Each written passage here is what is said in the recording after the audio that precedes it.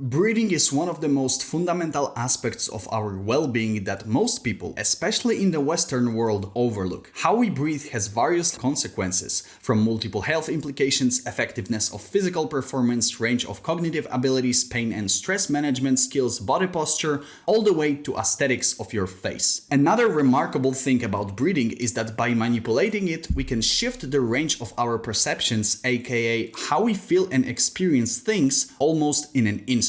But before we jump into any fancy breathing technique, let's understand aspects that affect us the most in the long run. Breath awareness. Monitoring is at the root of every realistic long-term improvement. Each day you breathe between 20,000 and 30,000 times. The more of them you perform consciously, the better you control it. So try to be aware of the way you breathe as often as possible. When you're bored, excited, tired, energized, stressed, or relaxed. Observe it when you wake up, go to sleep, during a walk, under the shower, and when you watch a YouTube video. Is your breathing short and shallow? Do you breathe with your chest or your diaphragm? Do you inhale with your mouth or nose? All these aspects matter, and the more often you are able to become aware of them, the more likely you are to progressively replace these automatic behavioral patterns that define your perceptions. An excellent way to not let that thought go away from you is to add some kind of reminder to your daily environment that will keep you hooked to the concept of breath awareness.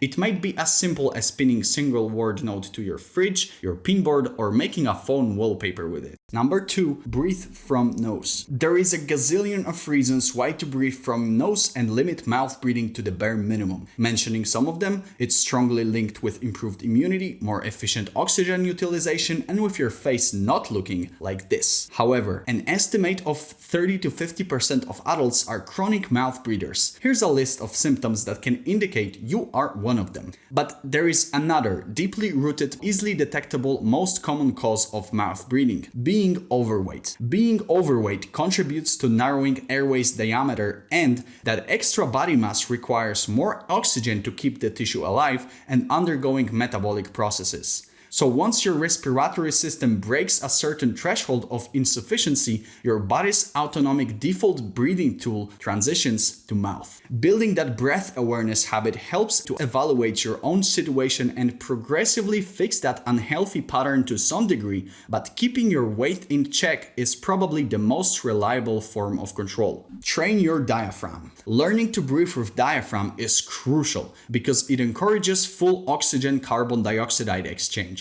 So we boost the efficiency of the whole respiratory system. There are many techniques, including the famous Wim Hof method, that can strengthen that muscle, but here is the simpler one that deliberately focuses on improving it. Put one hand on your stomach and one on your chest, and as you breathe deeply, make sure the hand on your stomach raises and falls and the one on your chest doesn't move at all. Make sure to apply full range of motion, so as you inhale, extend your belly to maximum, and on exhale, deplete as much air from your body as possible. To make the exercise even more efficient, you may lay down and bend your legs to improve the airflow. So it is perfect for a bedtime routine as you wake up or when you fall asleep. But it's not a requirement.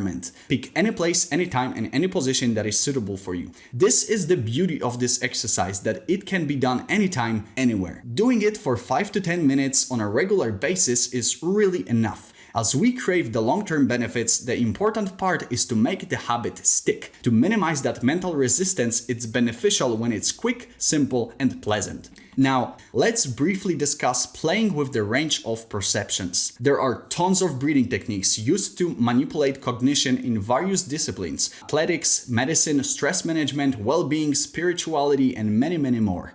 But this is a top-level rule relevant to every living being.